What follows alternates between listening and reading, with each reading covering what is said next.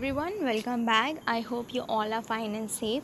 So in this video we are going to see the solution of chapter number 13, sharing our feelings. So we have already completed question number 1 to 5 in the first part of the video, and now we are going to see the solution from question number 6. So question number 6 is answer the following questions briefly. Number 1, Seema's father read the newspaper aloud to her nanny. How do you help old people? सीमा के जो father हैं वो नानी के लिए ज़ोर ज़ोर से न्यूज़पेपर पढ़ते हैं. ठीक है, आप ओल्ड लोगों की हेल्प कैसे करोगे ये आपको बताना है.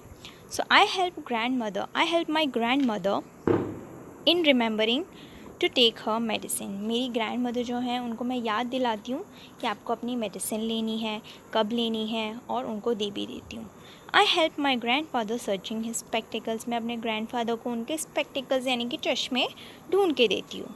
आई go with them for their evening walk. और मैं उनके साथ उनकी इवनिंग वॉक पे भी जाती हूँ. तो इस तरीके से मैं ओल्ड पीपल की हेल्प करती हूँ.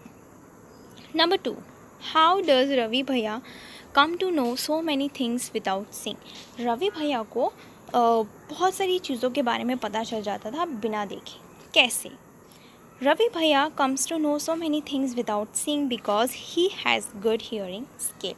रवि भैया को बिना देखे ही बहुत सारी चीज़ों के बारे में पता चल जाता था क्योंकि उनकी जो हियरिंग स्किल्स थी यानी कि सुनने की क्षमता और सुनने की जो स्किल होती है, शक्ति होती है, वो बहुत ही अच्छी थी. ठीक है, इस वजह से उन्हें बहुत सारी चीज़ों के बारे में पता हो जाता था. इंस्टेड वो देख नहीं पाते थे फिर भी. Now number 3, what kind of problems do people have in their old as. Old age में लोगों को क्या क्या प्रॉब्लम्स होती हैं उन्हें हमें बताना है. So in their old age people face problems like. लोगों को कैसी कैसी प्रॉब्लम्स होती हैं. Number 1, pain in their bones. उनके बोन्स में पेन होता है या जॉइंट्स में पेन होता है. Number 2, hearing problems. सुनने में प्रॉब्लम आती है. Number 3, lack good eyesight यानी कि उनको दिखाई भी नहीं देता है. ठीक है, उनकी नज़रें कमज़ोर हो जाती हैं. Number 4, problem in chewing hard food etcetera. यानी कि जो हार्ड फूड होता है वो भी चबाने में उनको प्रॉब्लम आती है क्योंकि उनके दांत गिर चुके होते हैं. ओके, सो ये सारी प्रॉब्लम्स हैं जो लोगों को ओल्ड एज में फेस करनी पड़ती हैं. Number 4, have you ever needed a stick when. क्या आपको कभी स्टिक की ज़रूरत पड़ी है? So answer is yes, to pluck fruits from the tree in my garden. मेरे गार्डन में से फ्रूट्स तोड़ने के लिए मुझे स्टिक की ज़रूरत पड़ी है. ठीक है, अब ऐसा ज़रूरी नहीं है कि आपको भी सेम रीज़न की वजह से स्टिक की ज़रूरत पड़ी हो. ठीक है, तो यहाँ आप कोई और रीज़न भी लिख सकते हैं. जैसे कि आपको पाँव में फ्रैक्चर हुआ हो तो आपको स्टिक यूज़ करके चलना पड़ता हो. ठीक है, ऐसे कई सारे रीज़न हो सकते हैं, तो आप ये रीज़न यहाँ पे चेंज कर सकते हो.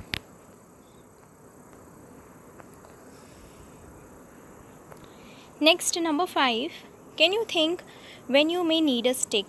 आपको स्टिक की ज़रूरत कब कब पड़ सकती है ये आपको बताना है. So answer is to climb a tree climb करने के लिए. रॉक और माउंटेन क्लाइंब करने के लिए we might need a stick.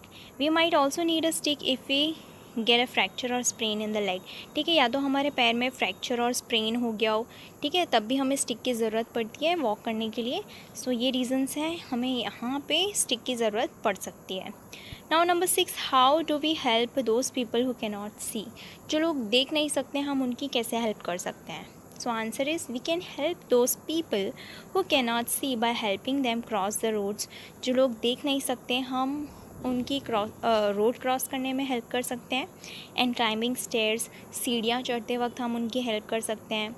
And also offering them seat in the buses and reading out news for them. हम बस में उनको सीट ऑफ़र कर सकते हैं. ठीक है, उनके लिए न्यूज़ रीड कर सकते हैं. तो ये सारी चीज़ें करके हम उनकी हेल्प कर सकते हैं. Number 7, close your eyes and listen. What sounds can you here. आपको अपनी आंखें बंद करनी है और नोटिस करना है कि आप कौन सी आवाज़ सुन सकते हो. ठीक है, so I can hear chirping of birds की आवाज़ सुन सकती हूँ मैं. फिर टिकिंग ऑफ क्लॉक की आवाज़, tick tick tick. Then rustling of leaves. ठीक है, जब बाहर हवा चलती है तो पत्तों की आवाज़ आती है, वो आवाज़ सुन सकती हूँ मैं. Elders talking in my house. जो बड़े लोग घर में बात कर रहे हैं उनकी आवाज़ मैं सुन सकती हूँ. साउंड्स ऑफ ट्रैफिक, ठीक है। ट्रैफिक की आवाज़ भी, अगर आप किसी फ्लैट में रहते हैं और नियर बाय रोड रहते हैं तो आपको ट्रैफिक की भी आवाज़ आ सकती है। तो ये सारे साउंड्स हैं जो हम आंखें बंद करने पे फील करके सुन सकते हैं। Next is number 8, how are people who can not see able to read.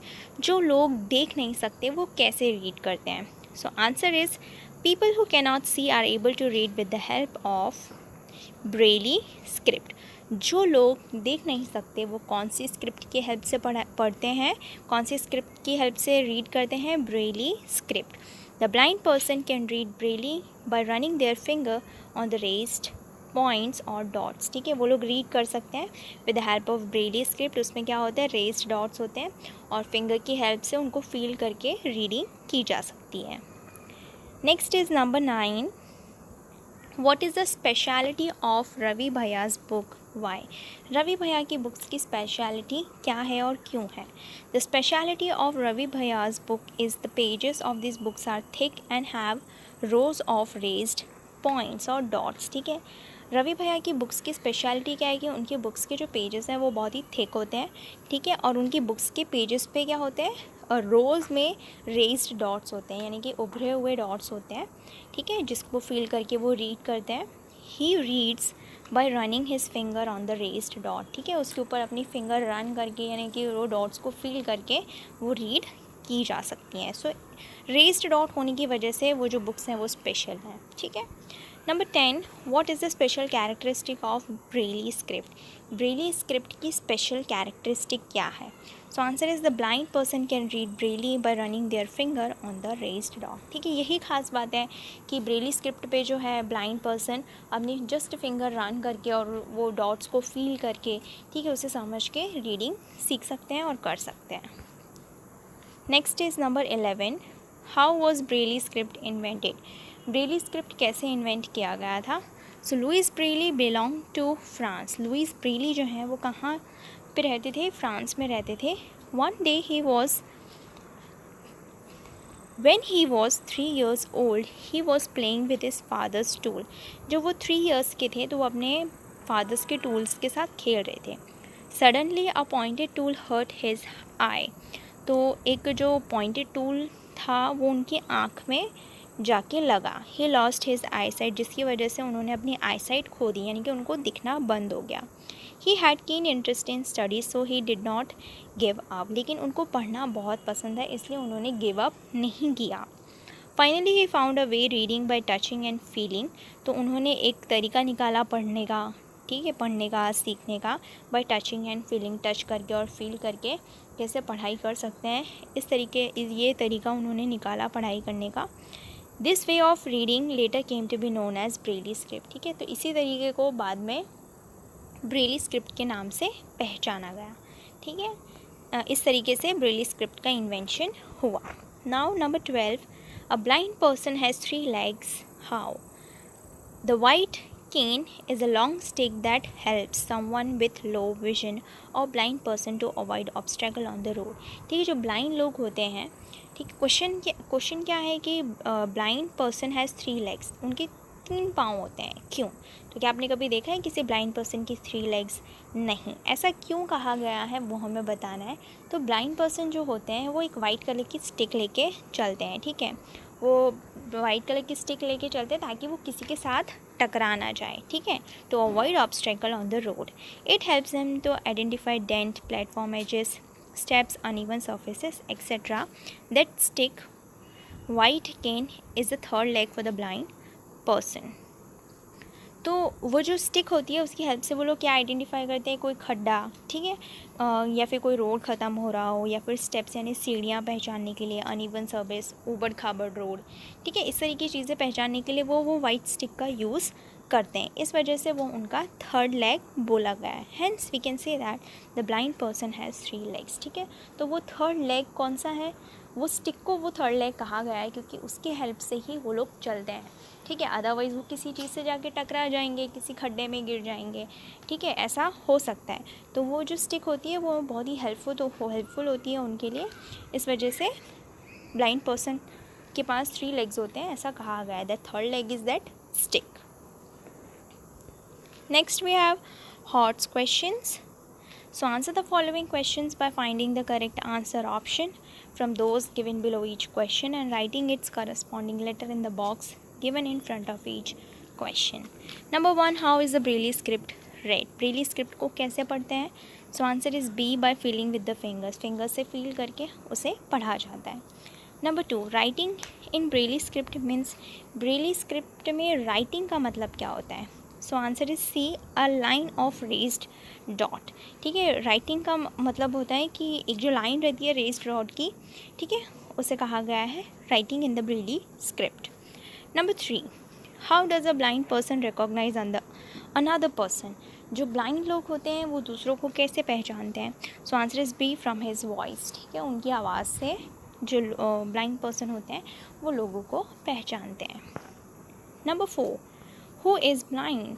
Story में जो है वो ब्लाइंड कौन है?